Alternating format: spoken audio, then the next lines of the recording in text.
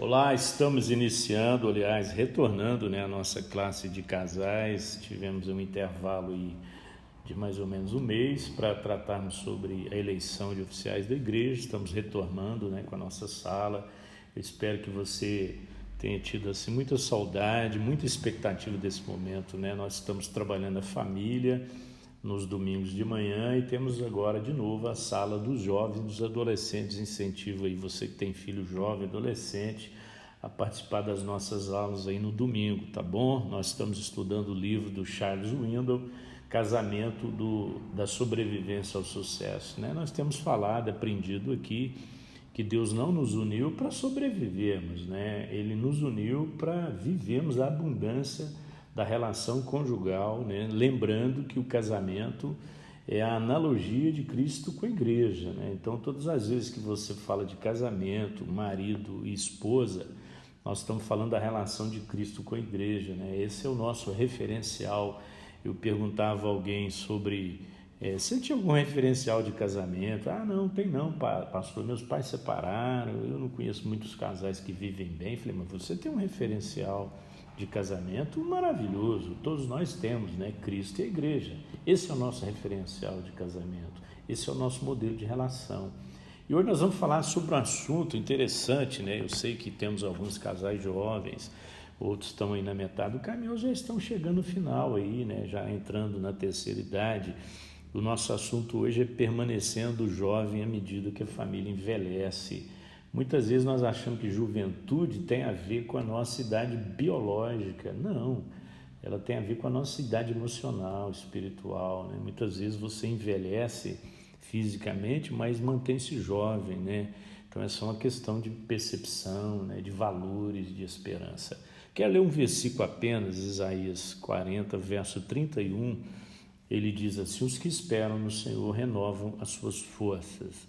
É muito interessante como que a esperança, ela tem esse poder de renovar as forças, assim como o desânimo tem o poder de fazer as forças esvaírem, Então, muitas vezes você está lá meio desanimado e aí surge uma esperança, uma luz no fundo do túnel e você tem as suas forças renovadas. Então, é isso que Isaías está falando: aqueles que esperam no Senhor renovam as suas forças. Então, a base do meu casamento, as transformações que eu espero acontecer na minha vida, na vida do meu cônjuge, elas são motivadas pela esperança de que Deus pode fazer novas todas as coisas. Quando a gente fala de juventude, juventude é uma das fases mais lindas da nossa vida, Quando a gente vive um certo fascínio, A vida é tão divertida e essa vibração de repente acaba, A gente tem a lei da gravidade e a velhice como duas coisas que abrem o caminho, até nós. Não adianta, irmãos? A lei da gravidade, na medida que nós vamos envelhecendo, nós vamos tomando consciência de que de fato ela existe, Não tem como você fugir disso, As coisas vão automaticamente caírem, E a gente vive literalmente isso. E muitas vezes a gente vai vivendo, todas as perturbações da vida, as contusões, as pancadas, Aquilo que o corpo recebe, os ferimentos, as pancadas, tudo isso que o nosso corpo sente, ao longo da vida, o nosso casamento também vai sentindo, com os problemas, as dificuldades que vão surgindo. E a grande pergunta é: tem como mudar isso? Tem que necessariamente ser assim, acabar e desanimar e terminar dessa forma? Absolutamente não.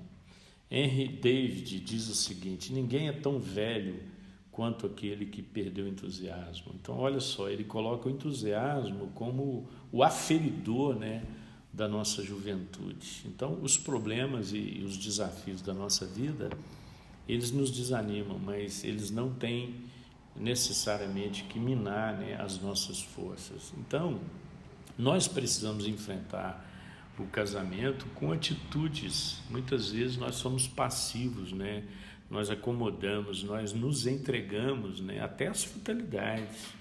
É como se não tivesse nada para fazer, Como se aquilo fosse um curso natural da vida, Como aquele rio que você vai lá quando criança, a água está passando no mesmo lugar, depois você cresce e volta naquele lugar. as águas fazendo o mesmo contorno. E muitas vezes nós pensamos que a vida conjugal é assim, há um contorno, né? Um desenho feito, e ela vai fazer aquela trajetória e não há nada para mudar isso, não. Se nós esperamos no Senhor e Ele renova as nossas forças, Ele vai fazer novas todas as coisas. Então nós vamos ver agora algumas atitudes erradas, né, que muitas vezes vão roubando o nosso entusiasmo, né? Algumas atitudes negativas que nós vamos tomando na medida que vamos nos envelhecendo e na medida que o nosso casamento também vai envelhecendo. A primeira sensação, né, que nós começamos a experimentar é uma sensação de inutilidade. Não deixa a sensação de inutilidade tomar conta da sua vida conjugal, né? O poeta alemão John Gogol diz o seguinte: vida inútil é morte prematura. Então, todas as vezes que eu me sinto inútil, eu estou morrendo, né? Então, é natural a gente ter aquela sensação de inutilidade com o passar dos anos. Por quê? Porque a gente não trabalha com as limitações, né? É claro que eu não consigo fazer as mesmas coisas com a mesma destreza, com a mesma habilidade, né? Com o mesmo desempenho, mas eu continuo fazendo as coisas, né? Tem duas coisas na vida que nós precisamos aprender, né? É adaptar e não acomodar. Então eu passo, na medida que envelheço, né, por esse processo de adaptação, né? Eu reconheço as minhas limitações, até na vida sexual mesmo, né? A gente entra em crise, por quê? Porque aquele desempenho sexual, aquela vitalidade toda que nós temos lá no início do casamento, aquilo com o passar do tempo vai deixando de ter naquela proporção, e aquilo muda. Então agora eu vou me adaptar e obviamente eu não vou me acomodar, né? Aquilo que eu puder fazer para melhorar, eu vou fazer. Então a primeira atitude é essa de inutilidade que a gente traz para a relação e começa a matar o casamento. A segunda é uma atitude de autopiedade, né? Quando você ninguém se preocupa comigo, ninguém me vê, ninguém me visita, ninguém se importa. Irmãos, é tão complicado isso, né? Que discurso terrível, né? Obviamente as pessoas, os filhos vão crescendo, os filhos dos filhos vão chegando e eles vão aumentando os seus ciclos de amizade, eles vão assumindo seus compromissos, eles vão reconstruindo ou construindo a vida deles, e a tendência é haver um distanciamento maior. E se a gente não adaptar, a gente vai alimentar a autopiedade, né? Os filhos não vão continuar te visitando com a mesma frequência, você não vai ter acesso aos netos com a mesma frequência. Isso a gente tem que entender, né? E entendendo isso e vivendo intensamente nessa consciência, nós vencemos isso. A terceira atitude é o medo, né? Quando você começa a ter que tomar cuidado de tudo, né? Ontem minha mãe falou assim: ora por mim, eu estou com medo de cair, porque ela tem caído muito, né? Estou com medo de cair. Então a gente começa a alimentar alguns medos, né? E aí o medo começa a tomar conta da gente, né? Alguém falou: pastor, não é errado o crente ter medo? Eu falei: não, errado é o medo do teu crente, né? A gente tem medo, os medos são preventivos, inclusive, muitos deles, né? Então faz parte da nossa vida, mas eu não posso viver medroso, né? E aí, quando você vai envelhecendo, e às vezes dentro do casamento também, você começa a ter essa atitude negativa. A outra é o remorso, né? É aquela mistura de culpa e arrependimento pelas escolhas mal feitas. Quando você olha para trás, nossa, olha o que eu fiz com o meu casamento. Eu estou assistindo Gênesis e ontem foi o dia do Terá, lamentar o que ele fez com a esposa, né? As decisões erradas que ele tomou, e ele submeteu a esposa a situações tão constrangedoras. E agora ele está lá, a esposa morta, ele chorando, pedindo perdão pelo mal que ele fez. Todos nós erramos, né? Obviamente, em todo momento da nossa vida que dermos uma parada, sempre vamos olhar para trás e dizer: puxa, eu devia ter feito diferente. Isso é natural, esse sentimento. Então, não deixe o remorso, né, tomar conta da sua vida. Claro que alguns arrependimentos eles são saudáveis, né? Porque eles nos fazem aceitar a responsabilidade dos nossos erros, né? Então, a gente até ensina as crianças que elas devem respeitar os mais velhos, mas a gente precisa dar a elas motivo para isso, né? Tá bom, vai me respeitar só porque eu estou mais velho?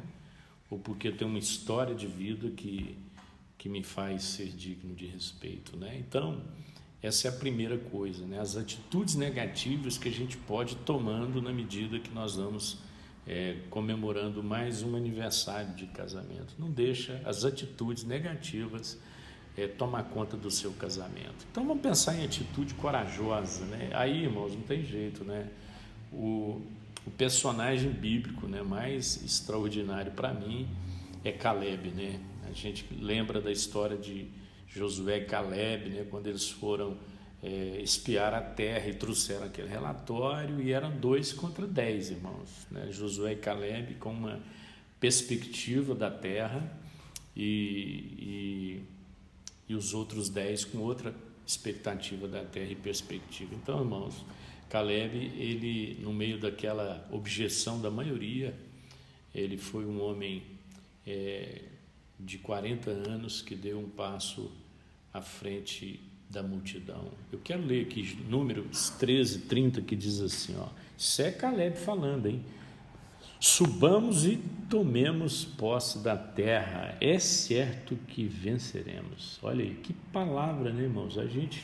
Eu não sou adepto do pensamento positivo. Se você pensar positivamente, as coisas acontecem. Não, irmãos, porque as coisas aconteceram, eu posso pensar positivamente. Então não é a força do pensamento positivo, é a consciência de promessa, né, de que Deus está no controle de tudo. Então o positivismo não funciona, né? Então não se trata disso. Josué tinha fé, Caleb tinha fé mesmo. Então ele fala com muita convicção aqui, ó, subamos e tomemos posse da terra, e é certo que venceremos, não tem dúvida. Em Números capítulo 13:31, do outro lado, os caras dizem assim, nós não podemos atacar aquele povo porque é mais forte do que nós, mas a comunidade toda falou em apedrejá-los. Olha isso, irmãos, muitas vezes no casamento é assim, a mulher fazendo o papel de Caleb e o homem fazendo o papel dos 10, ou o contrário, né? A mulher fazendo o papel dos 10 e o homem fazendo o papel de Caleb. Então um dizendo que vai dar certo, outro dizendo que não vai dar. Quantas vezes, né, irmãos, no empreendimento, né, familiar, desafiador, ao invés da mulher ser aquela companheira, dizer, não, bem, vai dar certo, nós vamos conseguir, não vai não, vai dar tudo errado. De repente ela vem de um lar também, onde o pai era assim, né, muito negativo, muito medroso, muito tímido, né? Claro que muitos homens são loucos, né? Você tem que dizer que não vai dar mesmo, senão ele vai trazer a lua. O cara é um doido, né? Ele não é um sonhador, ele é um alucinado. Então isso é outra coisa. Mas há um equilíbrio, né? O casamento tem necessariamente que ter esse equilíbrio, né? Imagina 2 visionários que conseguem pôr o pé no chão, né? Bacana, esse é o alvo de Deus para a nossa vida. Então ele enfrenta, né, essa situação toda. O povo teve que, por causa disso, peregrinar 40 anos no deserto, e Deus prometeu a Josué e Caleb que eles entrariam e herdariam a terra. Então, irmãos, quando eles estão diante da terra agora para tomar posse, isso 40 anos depois, Caleb diz, dê-me aquela região montanhosa. Olha isso, né, irmãos? Eu estava pensando, né, estou assistindo o Gênesis, vi lá, estou vendo a história de Abraão, e agora vai entrar a história de Ló, né? Como que Ló escolheu a região para levar o seu gado e habitar? Quando Abraão falou, escolhe para onde você quer ir. E os olhos dele, ele foi levado pelos olhos, né? Pela ganância. E Caleb, com 80 anos já, irmãos, ele disse, me dê aquela região montanhosa. Vamos avançar então 40 anos. E aí a gente chega no capítulo 14 de Josué. A nova geração acompanhou Josué, o líder de Israel, sucessor de Moisés, e eles agora conquistaram aquela terra. E Caleb foi forçado, né, a sofrer o mesmo castigo que foi aplicado aos 10, embora ele e Josué tivessem confiado em Deus. Eu quero destacar aqui algumas qualidades que somam a uma grande atitude, não é? O cara não tem grandes atitudes do nada, irmãos. Existe por trás disso algumas coisas que são fundamentais. Primeiro é a devoção incondicional que Caleb tem ao Senhor. A Bíblia diz que Caleb foi inteiramente fiel ao Senhor. Irmãos, Isso é que faz a diferença. Não é casar com um homem cheio de dinheiro, casar com uma mulher muito bonita. Não é isso que faz a diferença, irmãos. O que faz a diferença é você estar casado com um homem ou casada com um homem inteiramente fiel ao Senhor. Deus era o seu líder, né? Era a sua força e era o seu foco. Toda a vida de Caleb foi construída em cima dessa sua devoção. Segundo, Caleb é um homem de uma fé inabalável. Você sabe que o Senhor disse a Moisés, homem de Deus, em Cades Barneia, sobre mim e sobre você. Olha isso. Ele está dizendo assim, Josué, você sabe, né, lá atrás, 40 anos, antes do deserto todo, eu não esqueci não, estou guardando aqui o que Deus falou sobre mim e você. Eu estou confiado nisso. Irmãos, como que nós esquecemos facilmente as promessas de Deus para a nossa vida? Por isso nós sofremos. Caleb guardou por 40 anos aquela promessa. Ele disse, um dia eu vou entrar em Canaã. Eu não vou morrer no deserto. Eu não vou morrer no deserto. O deserto não tem a última palavra sobre a minha vida. Então, o divórcio não tem a última palavra sobre o seu casamento. O problema não tem a última palavra sobre o seu casamento, mas você precisa ter fé. E terceira, sua humildade autêntica, né? Irmãos, foi Josué ou Caleb que conduziu a tribo de Judá. Se a gente for pensar, né, humanamente falando, Caleb, não Josué, deveria ter sido sucessor de Moisés. Isso falando do ponto de vista humano. Mas Deus tem seus planos e propósitos, mas eu quero dizer como que Caleb aceitou isso com tamanha humildade e se submeteu à liderança de Josué. Era um homem de uma humildade autêntica. Então eu quero concluir isso, né? Eu gostaria que vocês compartilhassem a aula aí, né, com o seu cônjuge. Eu quero concluir falando 4 coisas. A primeira é que a mente nunca envelhece, então continue a exercitá-la. Encontre tempo para falar com seu cônjuge sobre ideias novas e eventos novos. A gente não está concluindo nada, irmãos. A gente está recomeçando tudo, sempre recomeçando. Então, não permita que a sua mente envelheça. Segundo, a vida não terminou. Continue a aproveitá-la, né? Tem gente que morre antes de morrer, irmãos. Caleb presenciou muitos sofrimentos, né, durante aqueles 40 anos de deserto. Ele enterrou uma geração inteira, enterrou amigos, mas a vida não acabou, a vida continua, né? Então muitas vezes a gente enterra alguém, mas é sepultado junto, morre junto. A gente enfrenta um problema e um pedaço da gente fica ali, a gente não sai mais inteiro daquilo. Eu tenho que sair inteiro. Terceiro, as forças se esgotaram, continue a exercitá-las, né? Ele diz, ainda estou forte como no dia em que Moisés me enviou. Eu tenho agora o vigor para ir à guerra como eu tinha naquela época. Amor, irmãos, não é um adolescente que está conversando aqui. É um velho de 80 e poucos anos. 40 anos depois está dizendo, eu tenho o mesmo vigor para ir para a guerra, eu tenho a mesma disposição que eu tinha antes. Então, eu li sobre um senhor de 95 anos, matriculou-se no curso de grego. Aí um cara, assim, curiosamente, perguntou, mas por que o senhor está estudando grego agora? Ele falou assim, cara, ninguém sabe o dia de amanhã. Então, irmãos, não deixe as forças se esgotarem. E último, as oportunidades não desaparecem. Continue a procurá-las. Muitas vezes a gente pensa que as oportunidades passaram. Eu quero terminar aqui com o primeiro milagre de Jesus, né? O primeiro milagre de Jesus, irmãos, foi num casamento em Caná da Galileia. E a Bíblia diz que quando eles acharam que o melhor vinho eles já haviam provado, Jesus os surpreendeu e trouxe o vinho da melhor qualidade. E eles ficaram loucos, né? Falaram, poxa, eu não entendi nada agora, porque todo mundo põe primeiro o bom vinho, né? Depois que está todo mundo chapado, qualquer coisa serve. Mas esse cara guardou o melhor vinho para depois. Então, irmãos, o melhor para o meu casamento, para o seu casamento, nós ainda não experimentamos. Um bom domingo para você. Hoje à noite continuamos na nossa série Plenitude e vamos falar da ressurreição de Cristo como o ápice da plenitude. Tá bom? Deus abençoe você. Um abraço.